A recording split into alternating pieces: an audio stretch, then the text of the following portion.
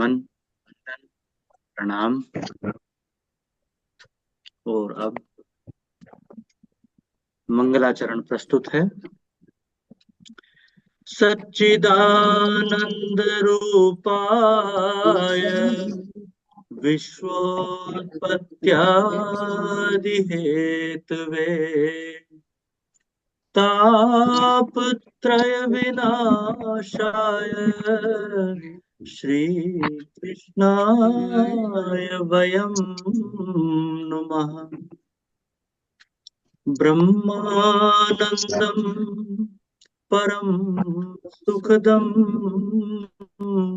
केवलं ज्ञानमूर्तिं द्वन्द्वातीतं गगन सदृशं तत्त्वमस्यादिलक्ष्यम् एकं नित्यं विमलमचलं सर्वधी साक्षीभूतम् भावातीतं त्रिगुणरहितं सद्गुरुं तं नमामि। बोलिए सच्चिदानंद सद्गुरुदेव भगवान की जय। एक बार फिर सभी को नमन, वंदन, प्रणाम। और हमारे इस सुंदर सत्संग कार्यक्रम की सुंदर सी परंपरा के अनुसार अब एक भजन प्रस्तुत होगा और उसके लिए सादर आमंत्रित हैं आदरणीय गुरु बहन श्रीमती लता उपाध्याय जी। जय गुरुदेव। जय गुरुदेव जी, जय गुरुदेव। प्रातः स्मरणीय श्री सदगुरुदेव भगवान के चरणों में कोटि कोटि नमन है। और अपने सभी गुरु बहन भाइयों को भी मैं वंदन करती हूँ, नमन करती हूँ। और आज एक भजन प्रस्तुत कर रही हूँ। बोले सद की जय। महिमा अनुपम अगम है अपार, कैसे यस गाऊं सत्य गुरु तुम्हारा। आवाज बिल्कुल नहीं आ रही, बिल्कुल भी जरा भी नहीं आ रही। तो आ रही है। एक मिनट, पर मेरे को जरा भी नहीं आ रही, जरा भी नहीं आ रही। बाकियों को आवाज आ रही है कि नहीं? एक मिनट रुकिए, बाकी सबको आवाज आ रही है? आवाज नहीं आ रही है, आवाज जी? बिल्कुल नहीं आ रही है, एकदम नहीं आ रही। कट के आ रही, कट के। नहीं नहीं, बिल्कुल नहीं आ रही है। हाँ सर जी, बिल्कुल नहीं आ रही जी, बिल्कुल नहीं आ रही। अच्छा एक मिनट, एक मिनट आप जरा ठहरिए, मैं पहले दूसरा चेक कर लेता हूँ। अच्छा रामअवतार जी, आप जरा कुछ है ना, कुछ अपना बोलने की कोशिश करो, फिर उसके मेरी हाँ बात जी। सब आ रही कि नहीं आ रही? जय गुरुदेव जी, जय गुरुदेव। रामदास जी की आ रही है, हर्षा ओझा की आ रही है, लेकिन हाँ और लोगों की आ रही है। अच्छा आवाज, हाँ आवाज में प्रॉब्लम है, आवाज कट कट के आ रही है, नेटवर्क की प्रॉब्लम हो सकती है। तो जय गुरुदेव। जय गुरुदेव जी। अब ठीक आई। हाँ आप अपना लता जी, आप अपना जो है ना, जो मोबाइल है ना, जितना नजदीक रख सकते हो रख लीजिए। जी जी, मैं नजदीक है। जय गुरुदेव। हाँ जी, शुरू करो। महिमा अनुपम अगम है अपारा, कैसे यस गाऊं सतगुरु तुम्हारा।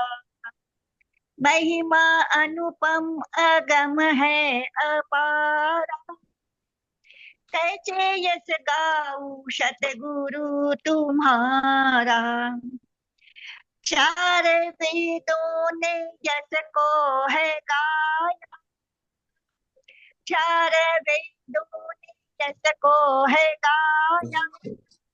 विष्णु अज शिव ने गुरु पद को ध्याया, विष्णु अज शिव ने गुरु पद को ध्याया।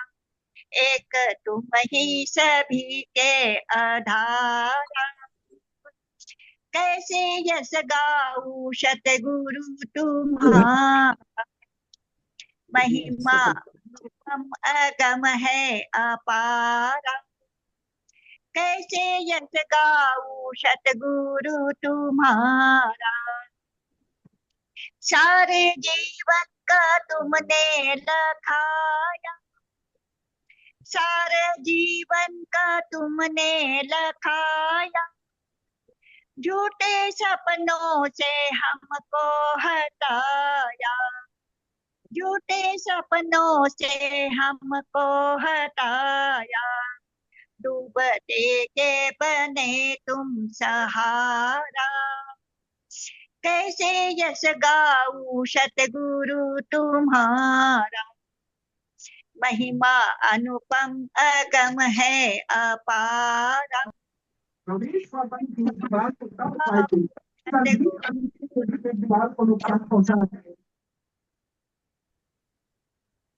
जी, जय कुकुरेजा जी।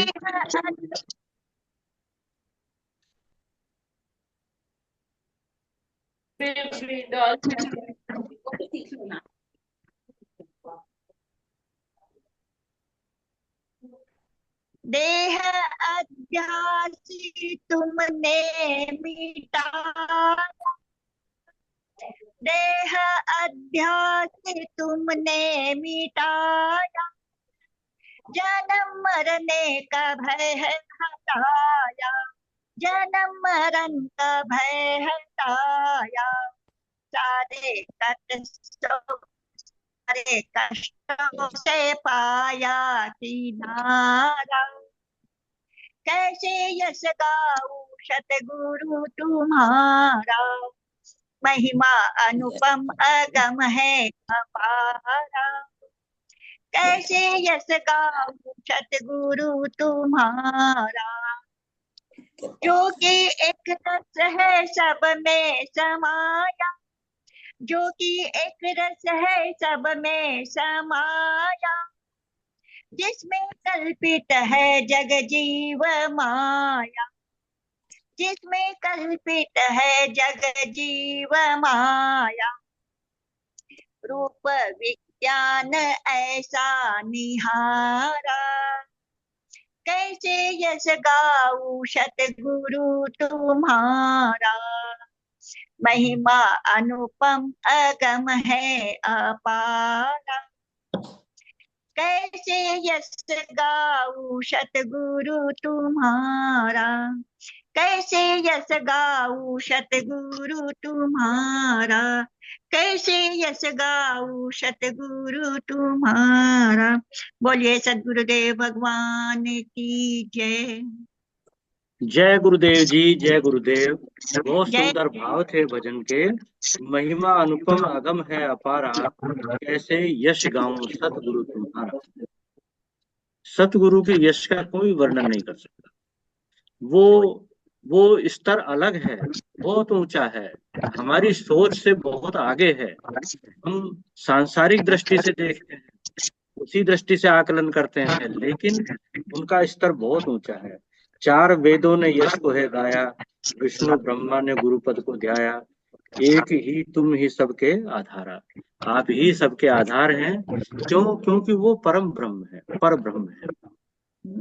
सार जीवन का तुमने लखाया, झूठे सपनों से हमको हटाया। जीवन का सार सतगुरु के अलावा कोई नहीं दे सकता, और ये संसार स्वयं एक झूठा सपना है। उससे वही हमें बचा सकते हैं, वही हमारा सहारा बन सकते हैं। देह अध्यास को गुरुदेव ही मिटा सकते हैं, जन्म मरण के भय को उन्होंने ही हटाया, सारे कष्टों से बचाया। बहुत सुंदर भाव है। जो कि एक रस है सब में समाया, जिसमें कल्पित है जग की माया, रूप विज्ञान ऐसा निहार। बहुत सुंदर, बहुत सुंदर भाव, बहुत सुंदर। एक तरह से ज्ञान ही का वर्णन इस भजन में कर दिया गया है। आपने बहुत सुंदरता से उसे प्रस्तुत भी किया। आपका बहुत बहुत आभार और बहुत बहुत धन्यवाद। बहुत बहुत धन्यवाद। जय गुरुदेव जी, जय गुरुदेव। जय गुरुदेव। अब आदरणीय गुरु भाई श्री कुलदीप राय शर्मा जी से सादर निवेदन है, अनुरोध है कि आज की अमृतमयी वाणी को गुरुदेव की सुनवाने की कृपा करेंगे। हाँ जी।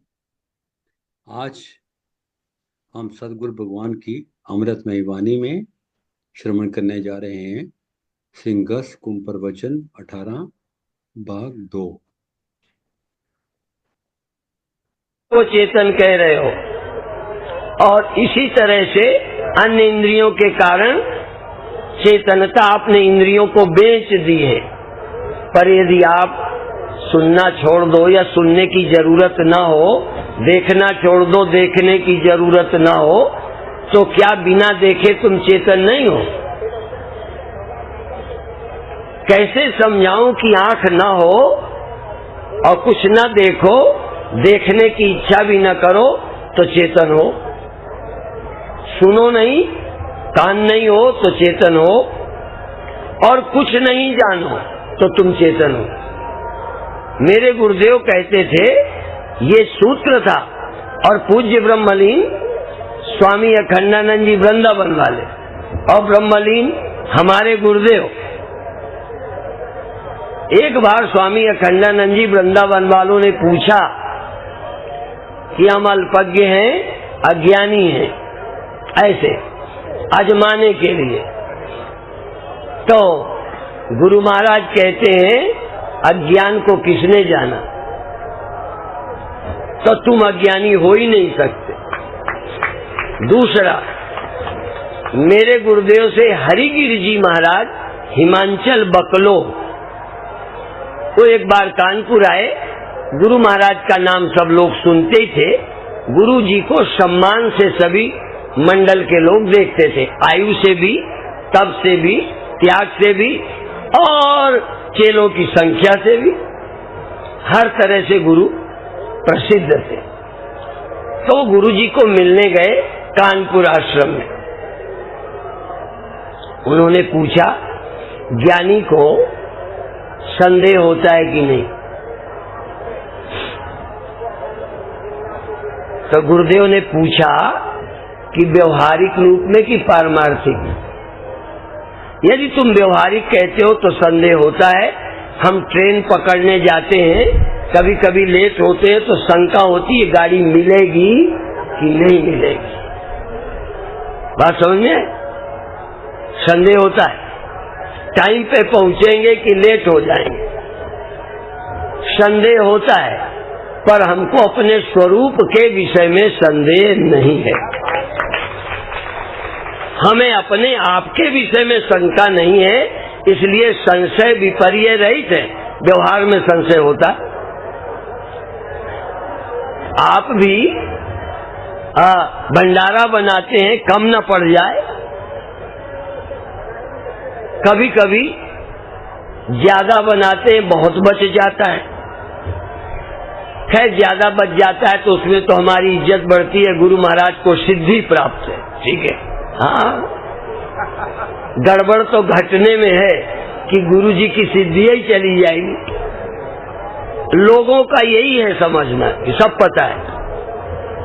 तो मेरे गुरुदेव कहते थे, और इसी तरह पूछा विक्षेप।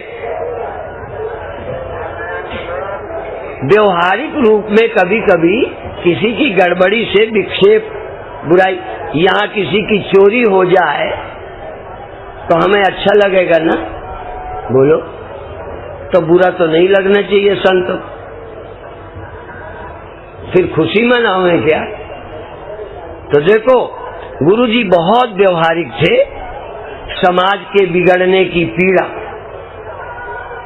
संत को होती है। इसीलिए हमारे यहाँ एक गीत संत गाते थे, दिखावे किसको अपने दिल के घाव। अपने दिल के घाव किसे दिखाएं? जैसा हम देश देखना चाहते हैं वैसा भी नहीं है, क्या करें? तो संतों की कुछ पीड़ाएं हैं। और एक जगह तो हमने ये भी सुना, कबीर साहब ने कहा, जरा तुम भी सुन लो, सुखिया सब संसार। किसी ने तो कहा दुखिया सब संसार, लोगों ने कहा दुखिया सब संसार। क्या है सब संसार? थोड़े थोड़े सब दुखी, सुखी राम के दास। और कबीर साहब कहते हैं सुखिया सब संसार, खावे और सोवे, खा लेता है सो जाता है। सुखिया सब संसार खावे और सोवे, दुखिया दास कबीर जागे और रोवे।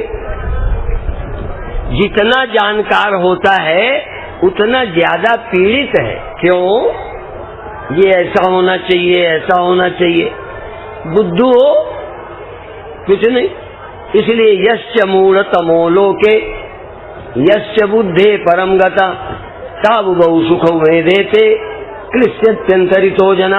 या तो अत्यंत मूर्ख सुखी है या परम ज्ञानी, ये बीच वाले ही दुखी है। परम ज्ञान को जो उपलब्ध हो गए, सदा आत्मा राम है, विवेक वैराग्य ज्ञान संपन्न है, उनको कोई चिंता नहीं। पर फिर भी गुरुदेव देश की चिंता करते। गौरक्षा आंदोलन में जब जेलों में गए, उस दिन कानपुर के सम्मेलन से गुरुदेव रिजर्वेशन कराने पर वहां पहुंचे थे। जिस रात करपात्री जी और तमाम लोग जेलों गए, हमारे गुरुदेव 100 वर्ष से ज्यादा के थे तब जेल गए थे। माने इतने ऊंचे ब्रह्मज्ञानियों को भी राष्ट्र के प्रति ध्यान था। कैसे कहें? और कई बार राजनीतिज्ञों की आलोचना भी करते थे। मैं ये नहीं कहता उनके सारे अनुमान सही। आज मैं किसी पार्टी के हक में हूँ, कल वो पार्टी ठीक नहीं निकलेगी, मैं भी बदल जाऊंगा। लेकिन हम राष्ट्र के लिए ही किसी के साथ हैं और राष्ट्र के लिए ही किसी को छोड़ सकते हैं। जैसे भीष्म की प्रतिज्ञा में और कृष्ण की प्रतिज्ञा में फर्क है। भीष्म ने प्रतिज्ञा की, प्रतिज्ञा नहीं छोड़ते। बात समझ में आई? प्रतिज्ञा भीष्म नहीं छोड़ते और युधिष्ठिर झूठ नहीं बोलते। कृष्ण भगवान की भी प्रतिज्ञा थी कि मैं निहत्था रहूंगा, शस्त्र नहीं उठाऊंगा, पर भगवान ने उठा लिया चक्र। तो भगवान झूठा है ना, प्रतिज्ञा छोड़ दी ना। तो देखो, भगवान से पूछो कि तुमने प्रतिज्ञा छोड़ दी, तो कहते हैं मैंने भक्तों की रक्षा की भी तो प्रतिज्ञा की थी। यदि मेरी कोई प्रतिज्ञा छोड़कर भक्त की रक्षा होती है तो रक्षा पहले करूंगा, अपनी प्रतिज्ञा की परवाह नहीं करूंगा। प्रतिज्ञा कोई लक्ष्य है क्या? इसी तरह संत बिनोवा से लोगों ने पूछा, ये बहुत सच्ची घटना है। संत बिनोवा पैदल चलते थे। जैसे भीष्म का अर्थ दृढ़ प्रतिज्ञा नहीं होता, पर भीष्म के साथ जुड़ने से भीष्म प्रतिज्ञा। इसी तरह हरिश्चंद्र, हरिश्चंद्र का मतलब सत्यवादी, जो स्वप्नों के सत्य को भी मानता है, इस ऐसा सत्यवादी हरिश्चंद्र। तो कोई थोड़ा सत्य बोले, अच्छा हरिश्चंद्र बन रहे हो। इसी तरह अच्छा भीष्म, भीष्म बन रहे, प्रतिज्ञा। ऐसे ही बिनोवा जी को उनके रहते हम लोग बोलने लगे थे, थोड़ा पैदल यात्रा करें, अच्छा विनोवा हो रहा है, विनोवा। तो उन्होंने एक दिन कार पकड़ ली। पत्रकारों ने घेर लिया कि इतना आप हरिश्चंद्र की तरह बिनोवा का नाम होता। पैदल चलने वाला माने बिनोवा, प्रतिज्ञा करने वाले माने भीष्म, सत्य बोलने वाला हरिश्चंद्र। तो आपने सारा चौपट कर दिया। तब बिनोवा ने भी यही कहा कि मैंने समाज के काम के लिए पैदल चलने की प्रतिज्ञा की थी, पर आज न चल पाना मेरे काम में बाधा है। मेरी काम के लिए प्रतिज्ञा थी, प्रतिज्ञा मेरा कोई काम नहीं है। प्रतिज्ञा काम नहीं होता जिंदगी का। लक्ष्य राष्ट्र निर्माण है। तो देखो, हमारा भी सबका लक्ष्य राष्ट्र है, पार्टी नहीं। हमारा लक्ष्य मंदिर है। किसी का लक्ष्य कुर्सी होगी, हमारा लक्ष्य मंदिर है। हमारा देश की संस्कृति है। यदि विदेश भी हम जाते हैं तो हमारा ख्याल भारत के लिए रहता है। भारत के स्कूल, भारत की सभ्यता, भारत की संस्कृति, क्यों? ये विश्व गुरु रहा है। और आज भी यदि थोड़ा सा ये समझ जाए राजनीतिक माहौल से, तो आज भी भारत के पास वो विद्या है। यहाँ ईसाई लोग हमारे गरीब को छांटते हैं। ये 500 एकड़ जमीन की मालिक है बेलरी, समझ में आए? वहां हमारे नाम के आश्रम वो बना रहे हैं, हम नहीं बना रहे। अभी अभी विदेशी एक आया, कहता है मैं बहुत बड़ा कार्यक्रम करूंगा, यहाँ के लोग सब खाली हैं, इनके पास कुछ नहीं है, तो देखो हम वहां के अमीर को चेला बनाते हैं, क्योंकि हमारे पास वो विद्या है जो उनको जरूरी है। पर भारत के वो गरीब को कोई धर्म देकर नहीं, कोई ज्ञान देके नहीं, कोई बड़ी भारी कोई साइंस देके नहीं, भोले भालों को रोटी देके, इलाज देकर ईसाई बनाते हैं। यदि रजनीश गए, महेश योगी गए, तो इनके कोई गरीब चेले बने? सब अमीर बने। क्यों? इनके पास कुछ देने की दम है। भारत के पास आज वो विद्या है कि विश्व का गुरु आज बन सकता है, पर भारत के राजनीतिज्ञों की नपुंसकता और हिजड़ापन भारत के गौरव को बढ़ने नहीं दे रहे हैं। हमारे जैसा व्यक्ति, फिर सुन लो, हम अंग्रेजी नहीं जानते, तुम्हें सबको पता है, ये हिंदी नहीं जानते, क्या है हमारे पास? समझ में आया? क्यों प्रभावित है? जरूर भारत के पास, भारतीय संतों के पास कुछ है, चाहे वो महेश योगी जाए, चाहे लहड़ी महाशय वो योगानंदा जाए, चाहे विवेकानंद राम तीर्थ जाए, चाहे आज के चिन्मय मिशन के लोग जाएं, चाहे किसी और योग के रास्ते से लोग जाएं, वहां योग की पुस्तकें, वहां योगी साधु की बड़ी इज्जत है, सम्मान से देखा जाता है। तो मैं कहना चाहता हूं कि भारत का आज भी सम्मान है। और तो छोड़ो, भारत की लड़कियों का अभी भी विदेश में विश्वास है कि छोड़ेगी नहीं। वहां की लड़की का विश्वास नहीं है कि कितने बदलेगी। आज भी भारत की संस्कृति, भारत का कुटुंब, भारत की विद्या आज भी सम्मानीय है। और भारत के लोग जो अमेरिका हैं, वो आज नंबर 1 का काम, वहां की साइंस ये, वहां के कंप्यूटर ये, वहां के होटल ये, वहां के स्कूल कॉलेज ये चलाते हैं। अर्थात यहाँ का आदमी अब भी वहाँ गुरु बनकर रह रहा है, कम नहीं है। लेकिन यहाँ लोगों को, यहाँ के साइंटिस्ट को यहाँ सम्मान नहीं, यहाँ के संत को, यहाँ की राजनीतिज्ञों में सम्मान नहीं, पर यहाँ के संत का आज भी विदेशों में सम्मान है। इसलिए आप घबराओ मत, थोड़ा सावधान हो जाओ। आज भी भारत विश्व का मार्गदर्शन कर सकता है, पर तुम राजनीतिज्ञों के कहे भटको नहीं तो। यदि तुम ही भटक गए तो फिर क्या होगा? एक दृष्टांत हमने एक दिन दिया था कि एक कुतिया के 5 बच्चे हुए। 5 होते, सुअरिया के 12 लगभग, 5 बच्चे हुए। थोड़े दिन माँ का दूध पिया, फिर किसी को एक ले गया बच्चे को, दूसरे को कोई ले गया, किसी ने मट्ठा, दूध, छाछ, कुछ और खिलाया पिलाया, पाल लिया। एक दिन 4-6 महीने बाद कुतिया निकली तो उस बच्चे को पहचान खो गई और वो भौंकने लगा। कुतिया को, अर्थात माँ को भौंकने लगा। तो वहां से हट गई और कहीं गई, वहां भी पले हुए थे। माँ तो पहचान गई, बच्चा नहीं पहचाना। माँ को बड़ी पीड़ा हुई कि देखो ये मेरे बच्चे मेरे को काटने दौड़ रहे हैं। तो ऐसे ही कभी कभी हम लोगों को पीड़ा होती है कि भारत माता के ये कई तरह के बच्चे हैं, पर भारत माँ के बच्चों को नेताओं ने पाल लिया। कांग्रेस ने, भाजपा ने, सपा ने, बसपा ने पाल लिया। अब नेताओं ने जनता को पाल लिया।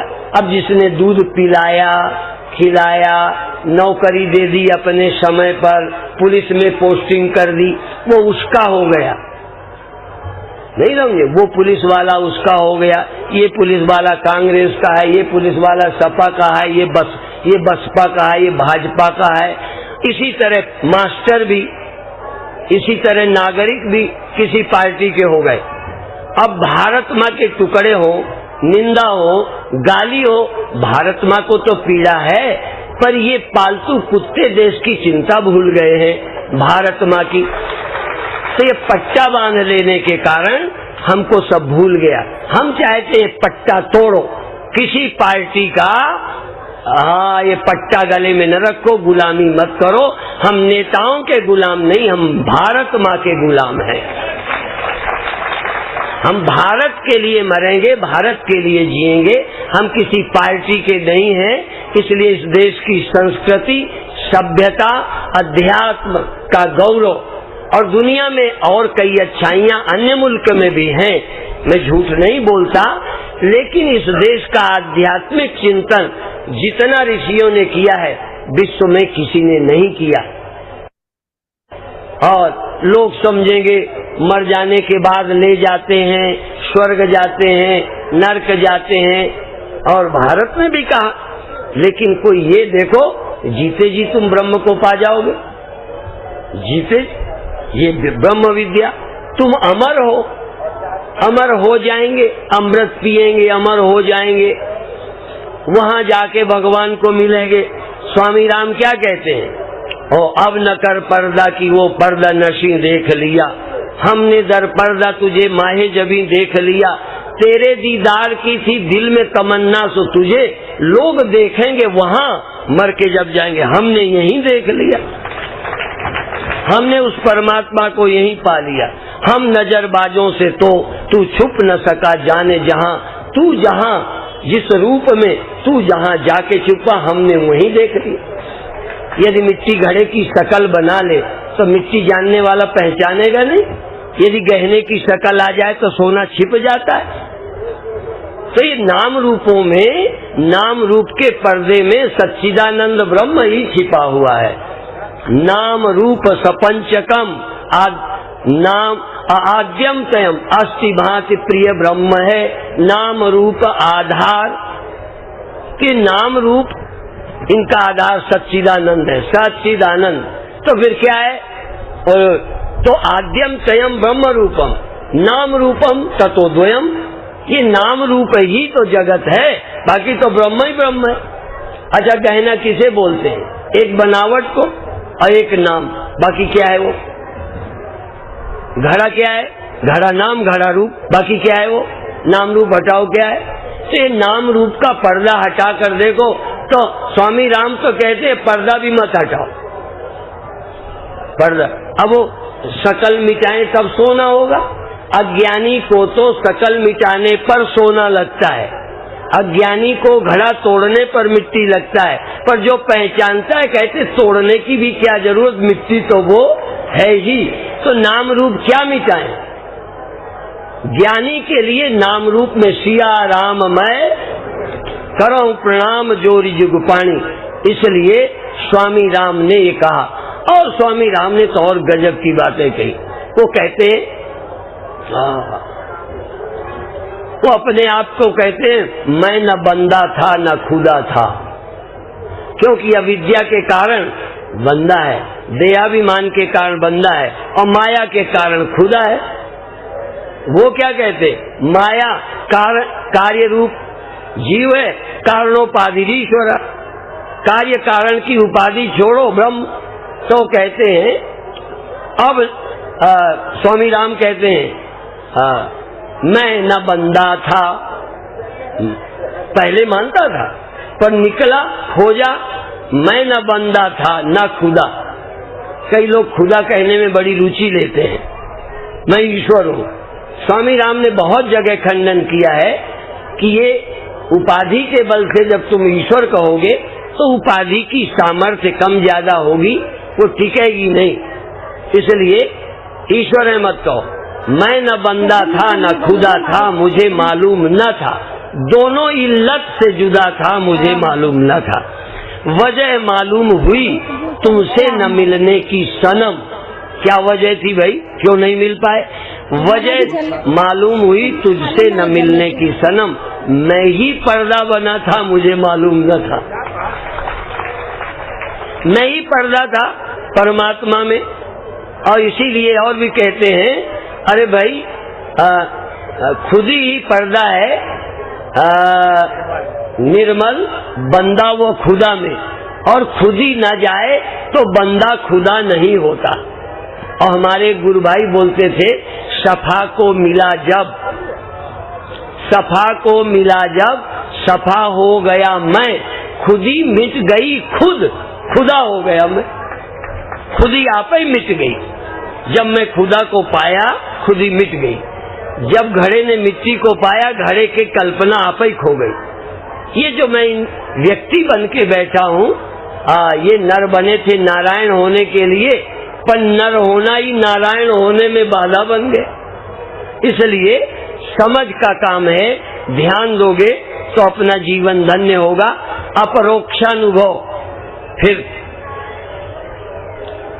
आप देखने की इच्छा छोड़कर चेतन हो। आंख रहे पर देखने की इच्छा न करना, और फिर देखना तुम हो कि नहीं। अभी जल्दी नहीं पकड़ आएगा। जानने की इच्छा छोड़ो, तुम चेतन हो कि नहीं। जब जानना चाहते हो तो कहोगे हम अज्ञानी हैं, वो नहीं देख पाए, यहाँ नहीं देख पाए।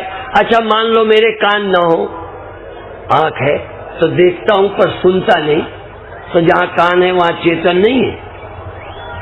मान लो बहरा हूं तो शब्द नहीं सुनाई देता, लेकिन चेतनता यहाँ नहीं है। अर्थात आंख नहीं है चेतन है, कान नहीं है चेतन है। किसी तरह से बुद्धि जानना नहीं चेतन है। चेतन किसी को जानने के कारण नहीं है। और अभी तक हम जानते हैं, कुछ देखते हैं इसलिए मानते हैं चेतन। जिस दिन ये हम जान लेंगे कि हम किसी को जानने के कारण चेतन नहीं है और किसी जानने के कारण हम ज्ञाति, इसीलिए दो बातें, अल्पज्ञता और सर्वज्ञता। अल्पज्ञता जीव, सर्वज्ञता ईश्वर। वेदांती कहते हैं हम चेतन हैं, ना हम अल्पज्ञ हैं ना हम सर्वज्ञ हैं। सर्वज्ञता भी झूठी है, अल्पज्ञता भी झूठी है। वो माया की है या विद्या की है। ये इंद्रियों के कारण इतना ही सुनते हैं।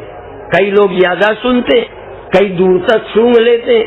ये इंद्रियों की सामर्थ्य कई बार पशुओं में ज्यादा है, आपसे ज्यादा है। भगवान ने उनको अकल नहीं दी तो इंद्रियां बहुत तेज कर दी। ये मादा प्रजनन के लायक है, वो नाक से जान जाए। अब ये क्या है, किसने पढ़ाया? और जब तक वो इस तरह के लायक नहीं होती, नर पशु साथ रहता है, नर पशु साथ रहता है, काम वासना नहीं आती। पशुओं में हमसे कई खूबियां हैं। यदि मैं खूबियां गिनाऊं तो मनुष्य रद्दी निकलेगा। और फिर कई लोग कविता में कहते हैं, मयूर के पंख, तुम सजते फिरते हो वैसे ही सुंदर।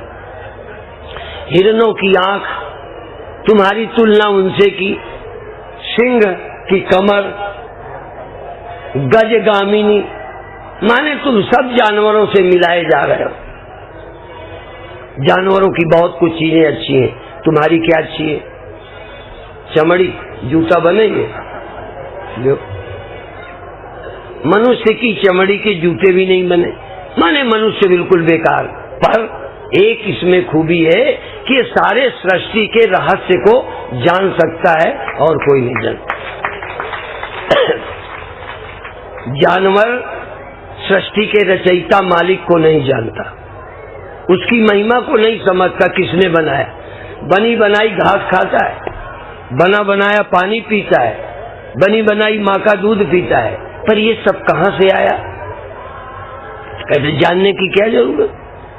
ऐसे ही कई मनुष्य भी, और कुछ तो था नहीं पर नास्तिक मनुष्य में जो थोड़ा भगवान के विषय में विचार करता वो भी नहीं, इसलिए ये राक्षस है, जानवर भी नहीं है। तो अब आप आंख बंद करें,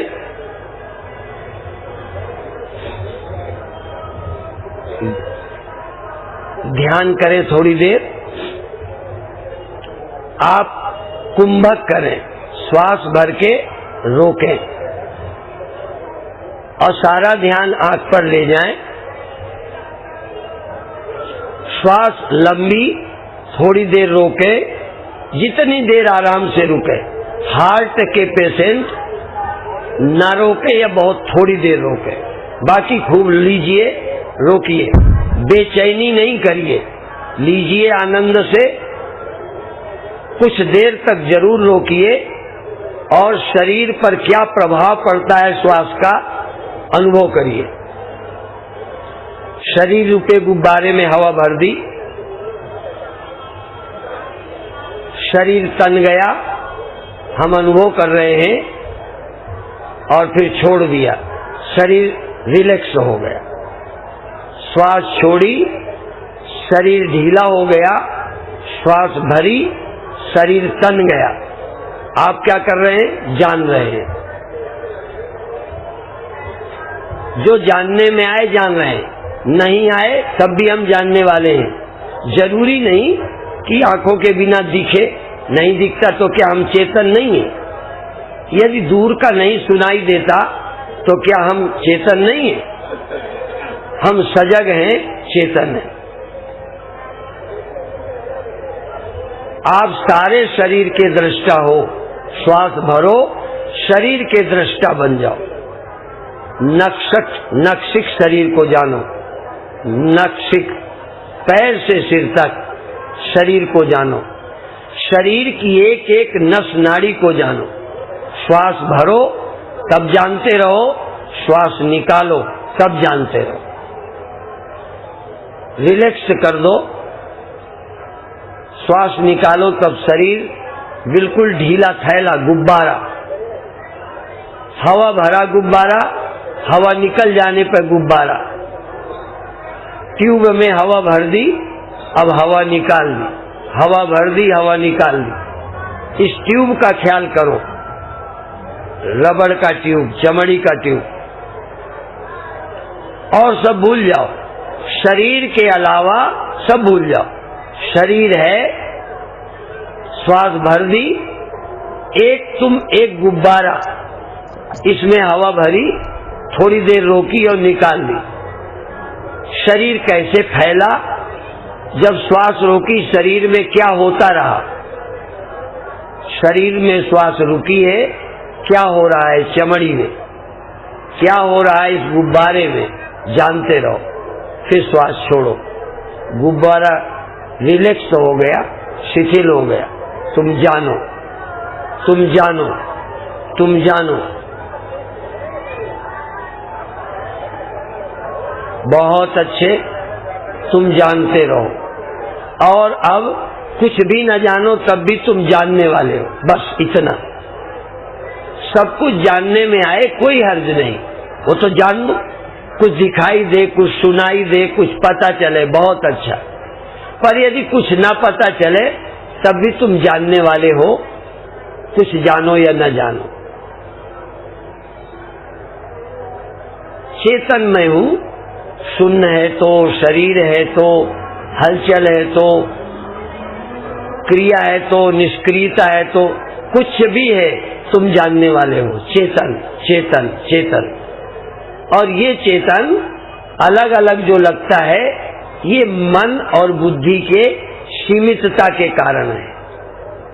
यदि मन बुद्धि और अहंकार त्याग कर दें, मनोबुद्धि अहंकार चित्तानि नाहम, न च श्रोत जिह्वे न च घ्राण नेत्रे न च व्योम भूमिर न तेजो न वायु चिदानंद रूपा शिवोहम शिवोहम। मन बुद्धि चित्त अहंकार इंद्रियां हम नहीं है। फिर आप हैं कि नहीं? आंख है पर हम आंख नहीं, कान है हम कान नहीं, मन है पर हम मन नहीं। या यूं कहो, हम परमानेंट हैं, आंख परमानेंट नहीं। घड़ा है सदा नहीं, मिट्टी सदा है, शकोरा है सदा नहीं, मिट्टी सदा है। ऐसे ही आंख सदा नहीं, कान सदा नहीं, देह सदा नहीं, मन सदा नहीं, जागृत सदा नहीं, स्वप्न सदा नहीं, नींद सदा नहीं। फिर सदा कौन? सदा आनंदमय, सदा सदा सर्वदा, ओमनी प्रेजेंट, ओमनीसिएंट। तुम सर्वत्र। जानने का संकल्प छोड़ दो, पाने का संकल्प छोड़ दो, करने का संकल्प छोड़ दो। तुम अभी हो, तुम अभी हो। करके नहीं होगे, कुछ पाके नहीं होगे, सब छोड़ दो, तुम हो ही चेतन, तुम सहज चेतन। अब कुछ जानोगे तो उसके जानने वाले कहे जाओगे, जब किसी को न जानोगे तब भी चेतन तो हो ही। किसी को न जानो, देखोगे देखने वाले, सुनोगे सुनने वाले, जानोगे जानने वाले। ये बुद्धि इंद्रियों के धर्म है, चेतन तुम्हारा स्वधर्म है। चेतन स्वधर्म है, चेतन स्वरूप है। तुम अपनी सत्यता को जानो। अब एक भगवान का नाम संकीर्तन बैठे बैठे सुनते या करते हुए फिर यहाँ से जाएंगे। अभी भगवान के नाम का संकीर्तन आप बैठे बैठे शांत रहते या सुने या बोलते भी रहे, लेकिन होश से। जय गुरुदेव जी, जय गुरुदेव। आज का गुरुदेव भगवान का प्रवचन यहाँ विराम लेता है। बहुत सुंदर प्रवचन था, बहुत ही प्रेरणादायी है। बहुत सारी चीजें सीखने को इससे मिलती हैं। राष्ट्रभक्ति की भावना गुरुदेव की, उसके बारे में जानकारी मिलती है। प्रतिज्ञा कितनी आवश्यक है या कहाँ तक आवश्यक है, उसके बारे में बहुत सुंदर उद्बोधन गुरुदेव ने दिया है। अब और कुछ न कहकर मैं आज की अभिव्यक्ति के लिए सादर आमंत्रित करता हूँ आदरणीय गुरु बहन श्रीमती कांता गोयल जी। जय गुरुदेव। जय गुरुदेव जी। आवाज आ रही है? कम आ रही है थोड़ा सा। अच्छा, थोड़ा पास कर लो। हाँ जी। जय गुरुदेव। अब आ रही है? जय, हाँ जी, जय गुरुदेव आ रही है जी। सतगुरुदेव भगवान की जय। गुरुदेव भगवान के श्री चरणों में कोटि कोटि प्रणाम। और मंच पे उपस्थित सभी गुरु भाई बहनों को सादर नमन। आज का प्रवचन कल का ही कंटिन्यूशन है। कल गुरुदेव भगवान बता रहे थे कि एक बार किसी साधक ने उनसे पूछा कि जब ब्रह्म ज्ञान होता है तो क्या 3 ब्रह्मज्ञानी संतों के आशीर्वाद से होता है? इसके उत्तर में गुरुदेव भगवान कहते हैं कि मेरे पास तो ऐसी कोई गिनती ही नहीं है, मैं तो आज तक जान ही रहा हूँ। मतलब जब जहाँ तक हम आगे तक सीख ही रहे, कहने का मतलब जान ही रहा हूँ।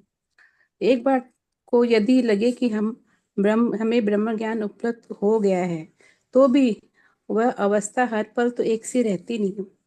व्यवहार में हम वैसी अवस्था में नहीं रह सकते। तो लौकिक जगत में आने पर जब कुछ अनुभव होता है तो लगता है अभी तो सीख ही रहे हैं, और सीखने का रहता है। तो सीखने की कोई उम्र या परिस्थिति तो होती नहीं। जहाँ जो मिला, हमारे अंतर्मन को छुआ, सुकून मिला, तो वही अवस्था में लगा कि हम परमात्मा को पा गए हैं। तो चेतनता किसी परिस्थिति या इंद्रियों की मोहताज नहीं है, वह तो नित्य है ही।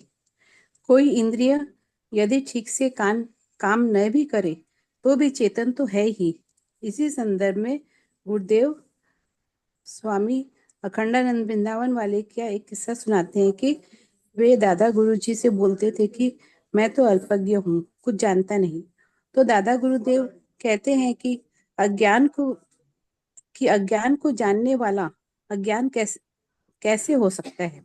यदि जिसने यह जाना कि वह जानने का अज्ञानी है, तो वो भी तो ज्ञानी ही हुआ ना। तभी तो वह ज्ञानी और अज्ञानी का भेद कर पाएगा। दूसरा स्वामी हरिगिरी जी का किस्सा सुनाते हैं कि एक बार वह कानपुर आए दादा गुरुजी से मिलने, क्योंकि दादा गुरुजी हर तरह से प्रसिद्धि थे, ज्ञान की दृष्टि से भी और शिष्यों की संख्या से भी। तो हरिगिरि जी ने पूछा कि ब्रह्म ज्ञानी को संदेह होता है कि नहीं। तो दादा गुरुजी ने कहा, ज्ञानी अपने स्वरूप पे तो संदेह रहित है, उसे कोई संशय नहीं है, क्योंकि स्वरूप में स्थिति तभी होती है जब सारे संशय समाप्त हो जाते हैं।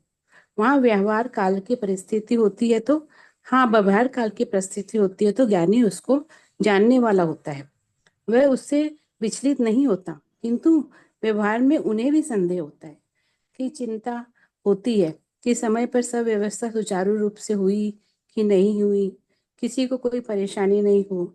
जैसे अभी कुंभ चल रहा है तो शिविर में आने वाले भक्तों की चिंता गुरुदेव भगवान को होती है, क्योंकि उन्हें ये व्यवस्था है, ये स्वाभाविक है। किंतु यदि स्वरूप की बात आए तो उन्हें कोई संशय नहीं है, वे मस्त है।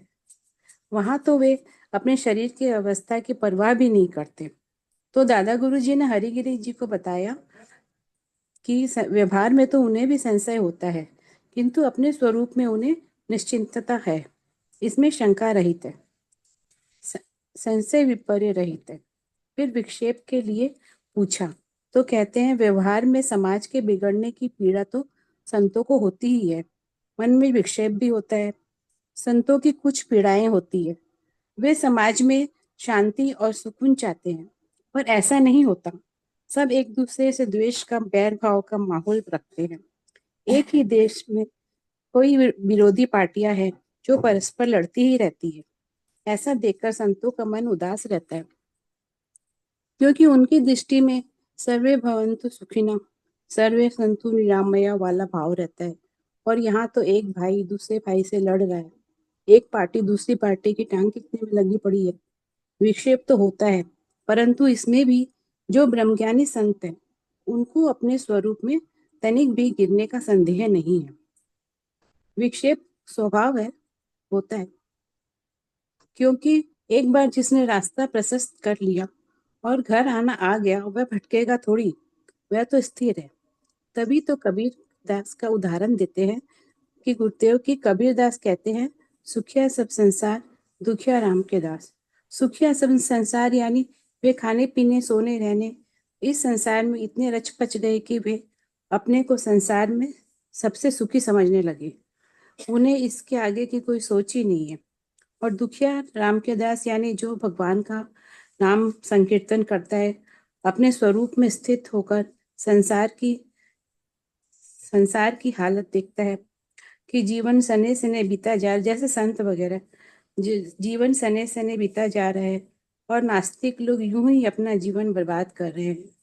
यह अमूल्य मानुष जन्म हमें मिला है, यह सिर्फ तेरे मेरे में ही व्यतीत हुए जा रहा है। उसका उद्देश्य क्या सिर्फ भोग भोगना है? यह देखकर कबीरदास रोते हैं। यह ना समझ मनुष्य कहाँ फंसा हुआ है, क्योंकि उन्होंने मनुष्य जीवन के रहस्य को जाना है, तो अज्ञानियों को देखकर उन्हें पीड़ा हो रही है। यहाँ तो वह ही सुखी है जो बुद्ध है, जिन्हें कोई मतलब नहीं। यहाँ क्या वो वह ही सुखी है जो बुद्धू है, जिन्हें कोई मतलब नहीं कैसे है उसी में खुश है। वह ही सुखी है जो अपने अपने आत्मा में विचरण करते हैं और विवेकी है, मतलब संत लोग। फिर भी दादा गुरुदेव राष्ट्र प्रेमी थे, वे कई राष्ट्र आंदोलनों में भाग लिए और जेल भी गए। इसी तरह भीष्म की प्रतिज्ञा और कृष्ण की प्रतिज्ञा की बात आती है तो गुरुदेव कहते हैं, भीष्म की प्रतिज्ञा में और कृष्ण की प्रतिज्ञा में अंतर है, क्योंकि भीष्म प्रतिज्ञा के लिए जीते हैं और कृष्ण प्रतिज्ञा करते हैं, लेकिन सबके कल्याण के लिए अपनी प्रतिज्ञा को तोड़ते भी। इसी तरह राजा हरिश्चंद्र की सत्यवादिता, विनोबा भावे की पैदल चलने की प्रतिज्ञा है। सब प्रतिज्ञा समय अनुसार ठीक है, परंतु जहाँ लक्ष्य राष्ट्रवादी हो तो प्रतिज्ञा भी तोड़ दी जाती है, क्योंकि काम के लिए प्रतिज्ञा ठीक है, परंतु प्रतिज्ञा के लिए राष्ट्रहित का काम छोड़ना पड़े तो वहां प्रतिज्ञा तोड़ देनी चाहिए। यहाँ गुरुदेव कहते हैं कि वे विदेशों में भी जाते हैं तो भी उनका उद्देश्य भारत का गौरव बढ़ाना ही है कि वे भारतीय संत है, वे राष्ट्रहित के लिए है, क्योंकि उनके पास विदेशों में पैसा है और भारत के संतों के पास विद्या, जो जीते जी मुक्त होने की विद्या है। भारत विश्व गुरु बन सकता है, परंतु आपसी राजनीतिक पार्टियों के कारण नाम दब जा रहा है, जबकि भारत के राजनीतिज्ञ सब साइंटिस्ट का वहाँ बहुत सम्मान है, किंतु दुर्भाग्यवश हम हमारे ही घर में भटक रहे हैं। संतों को इसी बात की पीड़ा होती है कि देश बटा जा रहा है, जातियों में, पार्टियों में। हम भारत माता के संतान हैं, एकता हमारा सम्मान है, मजहब है, लेकिन हम भटक गए, हम नेताओं के गुलाम बन गए। तो गुरुदेव कहते हैं कि गुलामी का पट्टा तोड़ के और संतों की संगत करो, जीते जी यही परमात्मा का दर्शन करा देते हैं। नाम रूप के पर्दे में जो ब्रह्म छिपा है, उसे तोड़कर सत्य में प्रतिष्ठित होना है। ज्ञानी के लिए नाम रूप मायने नहीं रखता। स्वामी राम कहते हैं कि मैं न बंदा था न खुदा था, यानी उपाधि कुछ समय तक ही था, यह भी अज्ञान था, और जब अज्ञान हटा तो मेरा मैं यानी मेरा अहम, मेरी समझ ही मेरी बाधा थी। अभी तक वही मेरे पर्दा बना हुआ था, क्योंकि मैं चेतन हूँ और चेतन ही रहूंगा। इंद्रिय, मन, बुद्धि सब के न होने से मुझ में कोई फर्क नहीं पड़ता। मुझ में यानी चेतनता में मैं इन सबके रहते भी मैं ही हूँ। मैं मतलब आत्मा, यानी मेरी समझ ही मुझे स्वरूप में स्थित होने में बाधा है। मेरी समझ मतलब कि जब तक हम संसार में ही भटकते रहेंगे और तो तब तक हम अपने स्वरूप में ध्यान नहीं देंगे, तो वही मेरी बाधा है। और मेरी समझ ही मुझ चेतनता में स्थित होने में सहायता करती है। इसलिए वेदांती कहते हैं न तो हम अल्पज्ञ हैं और न सर्वज्ञ, क्योंकि अल्पज्ञ मतलब जीव भाव और सर्वज्ञ मतलब ईश्वर भाव। तो मैं ईश्वर भी नहीं हूँ और मैं जीव भाव में भी नहीं हूँ, क्योंकि मैं उन सब से परे उस ब्रह्म भाव में प्रतिष्ठित उन सबको देखने वाला। इसके बाद गुरुदेव भगवान ध्यान की गहराइयों में ले जाते हैं और कुंभक के माध्यम से श्वास भरना, श्वास छोड़ना, इसी तरह शरीर पर कैसा प्रभाव पड़ रहा है उसके जानने। इस प्रक्रिया में और इन सबसे अलग हम इसके जानने वाले हैं, दृष्टा है, ऐसा जान। ध्यान में और भी गुरुदेव बहुत बताते हैं, लेकिन वो हम नहीं लिखे क्योंकि बहुत लंबा हो जा रहा था। इसी के साथ हम अपनी वाणी को विश्राम करते हैं। जय गुरुदेव। जय जय गुरुदेव जी, जय गुरुदेव बहन। बहुत लंबा हो सुंदरता गया। के हम कोशिश किए थे मतलब कि ठीक से लिखने का, लेकिन बहुत लंबा भी हो गया थोड़ा। ऐसे बहुत सारे पॉइंट्स थे इसमें, लेकिन हम पूरा कवर भी नहीं कर पाए। कोई बात नहीं, कोई बात नहीं, फिर भी आपने महत्वपूर्ण बिंदुओं को सभी को कवर किया। भले ही थोड़ा ध्यान का वर्णन आपने छोड़ा है, लेकिन बहुत सुंदरता के साथ। आपकी भाषा शैली बहुत अच्छी है, शब्दों का चयन बहुत उत्तम है, और बताने का आपका तरीका बहुत सुंदर है। आपका बहुत बहुत आभार, बहुत बहुत धन्यवाद। और जो कुछ भी थोड़ा सा समय हमारे पास है, उसके उपयोग के लिए सादर अनुरोध है स्वामी आनंद स्वरूप जी से कि वो आज के प्रवचन से संबंधित ज्ञान के मोती प्रदान करने की कृपा करें, और फिर उसके बाद आज के इस सत्संग कार्यक्रम का समापन भी करने की कृपा करें। बोलिए गुरुदेव भगवान की जय।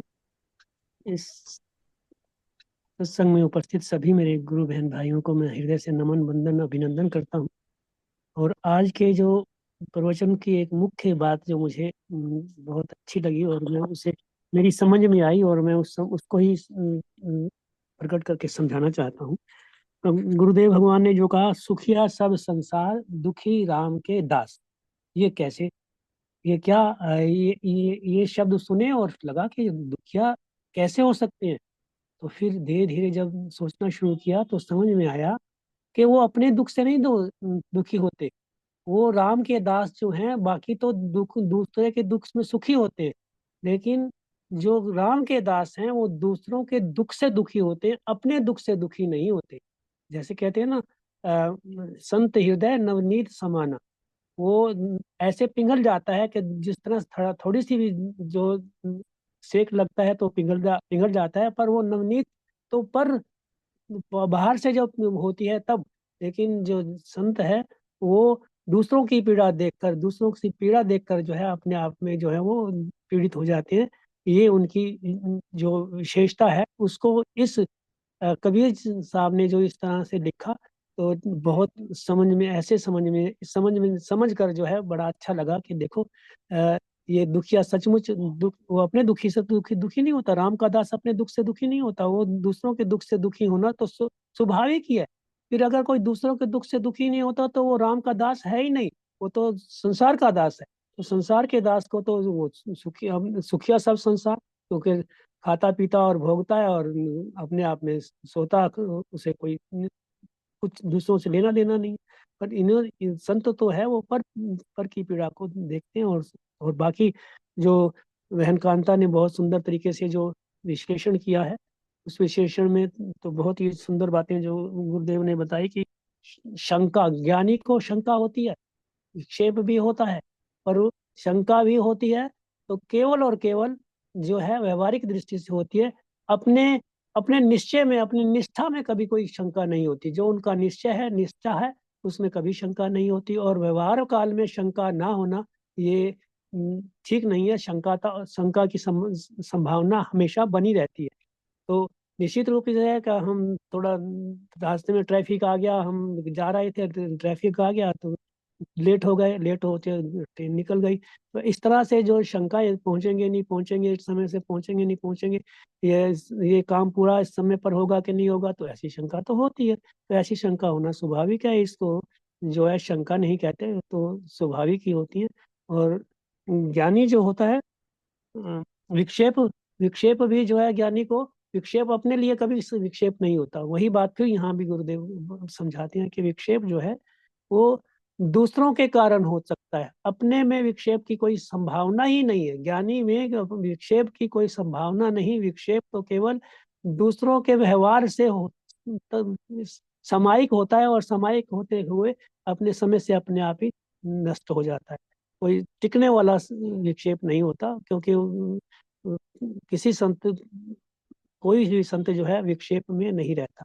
वो वो विक्षेप से परे अपने आप को देखता है।